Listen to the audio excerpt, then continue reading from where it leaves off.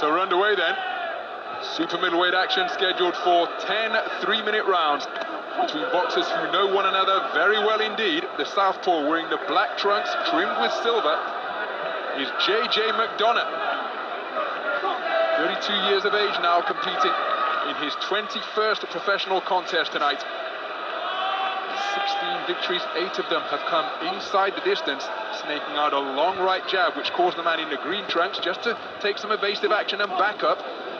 Using his feet to good effect there to make his opponent fall short, and that is Chris Eubank Jr, 29 years of age, competing in his 29th professional contest tonight. 28 victories, just 2 defeats, 20 wins inside the distance for a 71% knockout ratio. And it's worth noting that his 2 defeats have come against world-level operators, indeed men who went on to become or are indeed current world champions. The reversals suffered against Billy Joe Saunders, the reigning WBO middleweight champion of the world, and George Groves in his last contest. Here's a nice counter right jab on the retreat from JJ McDonagh, but it was George Groves who outpointed him while defending his WBA World Super Middleweight title last time. I think what is very evident, Ronald, when you look at both these boxers, how big McDonagh is. Looks like he's in the next division up. He's been up at light heavy, remember. And Eubank Jr has got a different sort of problem in facing a bigger man who's a southpaw. A little bit awkward. And we'll see how Eubank goes with this one, but he's not his normal aggressive on that front foot. He's just taking a look at his opponent.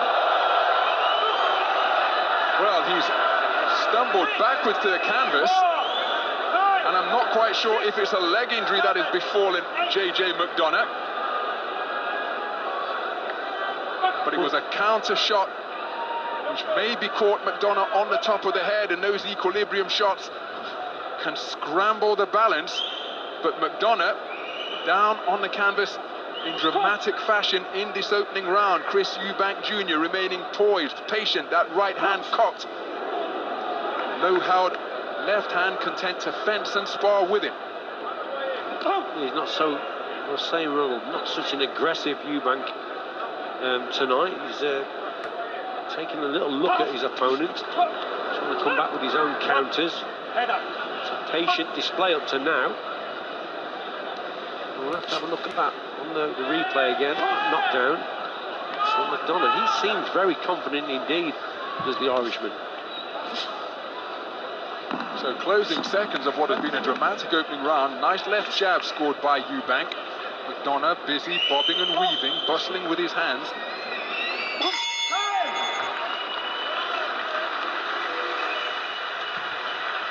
An incident-filled opening round as JJ McDonagh makes his way back to the corner where Kaz Evans is issuing the instructions. Cheers.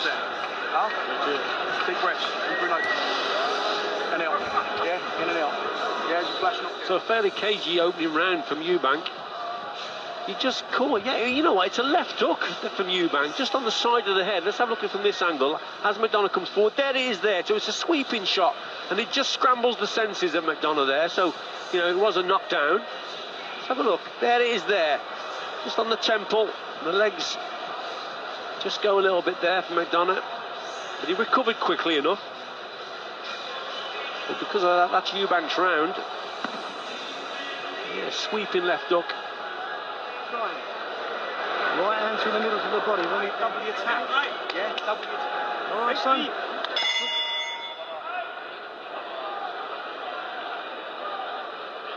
So the customary figure of Ronnie Davis over in the corner of Chris Eubank Jr. Referee Jorg Milker finally happy, calls time in to get this second round underway. After Chris Eubank, there's the same shot that he used to stiffen the legs of JJ McDonagh, caused him to stretch out on the canvas in the opening round. Eubank remaining concentrated. So McDonagh will have to just watch what he's doing here, Ronald, as he's going forward. He's walked onto that left hook, and there it is again there. That's probably because McDonagh's coming forward with a very low lead hand, walking forward, and then Eubank is throwing that left hook and he's hitting the target. So he's got to keep his own lead hand a little bit higher as McDonagh, as he's going forward. He's probably got to bob and weave and move that head a little bit and try and avoid that left hook, but he gets home with his own lead right hook there, does McDonagh. Right hand, a potent punch from McDonagh. You mentioned the size. 6'2" according to the tail of the tape, and he looks every inch of that, does JJ McDonagh. He's weighed in as low as 157 pounds for a contest earlier this year over in Mexico in January of 2018, but his most notable win to this point came when he took the O of Jake Ball back in November of 2016. He came out absolutely blistering fashion. First of all, punched Jake Ball over the top rope and then took him out with a sweeping southpaw right hook. Took that fight at short notice, got the call on Monday. The fight wasn't finalized until Tuesday, and then was in the ring at the Wembley Arena on the Saturday. Came out firing and scored the most notable win of his career. Of course, if he could inflict another reversal on the ledger of Chris Eubank Jr. here, well, that would most certainly be the biggest win in the 20-fight ledger of JJ McDonagh. One of these shots just landed a little bit low there. Just referee just saying to keep it up a little bit. He's not doing too bad in this round, McDonagh. He's coming forward and he fancies his chances. Eubank being patient again, just waiting for the opportunities and the openings. That's not bad there. That lead hand, Eubank, good jab. But McDonagh on that front foot, he's forcing the affair.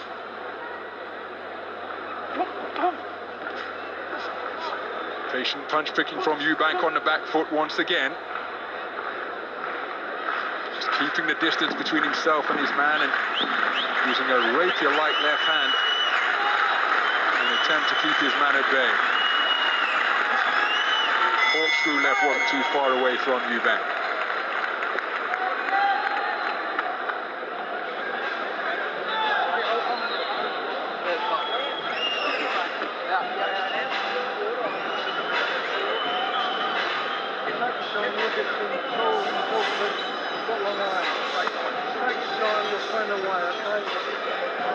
So there is the educated left hand of Callum Smith being prepared ahead of his maiden world title bid.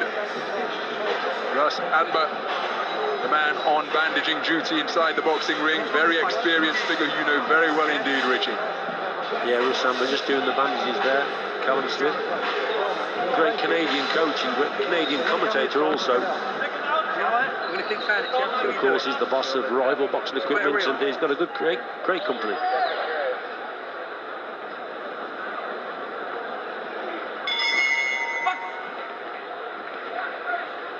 So into the third round then.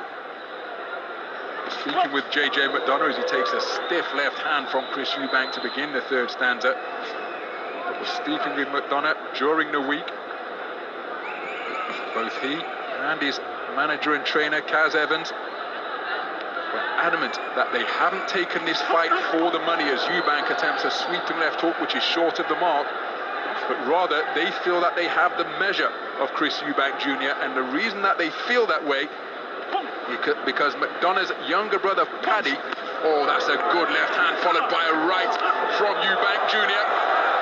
And then he went in with a right hand to the body, but McDonagh standing firm and still swinging away. Right hand's an effective shot to the torso once again from Eubank. Both boxers ignoring Jorge Milker's call to stop boxing. He's having to read the riot act in the direction of both boxers. McDonagh, difficult to discourage, still coming forwards and looking for that southpaw left. Lead right hand was blocked effectively by Eubank. But during the course of those sparring sessions that McDonagh's younger brother Paddy, a light heavyweight, enjoyed with Eubank last summer, they sparred dozens of rounds together. JJ McDonagh was observing those and said at that time to his trainer and manager Kaz Evans, I've got the beating of this man. They actually sparred 3 rounds together themselves, but both men concede you really couldn't take too much away from the 3 rounds of sparring that they shared. But from the sparring that his younger brother engaged in, that is what's given JJ McDonagh the supreme confidence, not just to take this fight, but to believe that he can win it. certainly having his fair share of success in this round, McDonagh, coming forward. Eubank occasionally is a bit too far away and really fancies it up close also, so when they do get together, then it really is a firefight, isn't it? But Eubank, it's whoever makes mistakes here, because Eubank's coming back well with his left hook. And I think McDonagh, as I said before, got to keep his right hand higher as he's coming forward. He's walking onto that left hook, but he wants to get close also to land those bent arm shots. Shocking left hook from Eubank, then a cracking right hook, followed up, and now Eubank looking to go through the gears and put a combination of punches together. McDonagh, though, standing firm in the pocket. He came orthodox momentarily before getting back into his customary port-sided stance. That was good from Eubank, going through the gears, an injection of pace. That's what he has in his arsenal there. Eubank can just go through those gears, and that's what he did. Just up the tempo there. That was much better from Eubank. So Eubank on the front foot now, stalking his man. Counter left hand from McDonagh was short.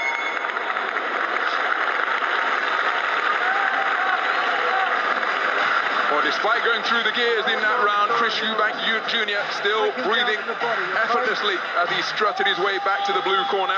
Here's the man who conquered Chris Eubank Jr. last time out, the Saint, George Groves, the reigning WBA World Super Middleweight Champion, looking to defend his title once again.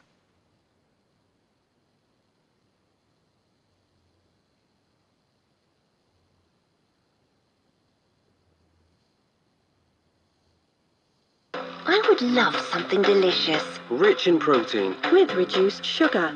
Satisfying. Something for you. Fire Total Split Pot has everything you want, nothing you don't. Fire Total Split Pot. Rich in protein, reduced sugar.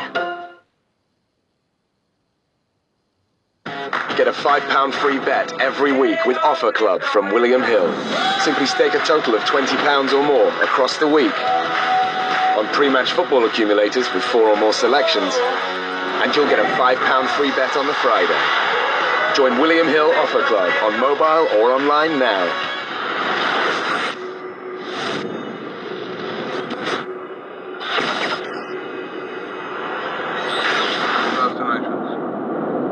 But better put impersonations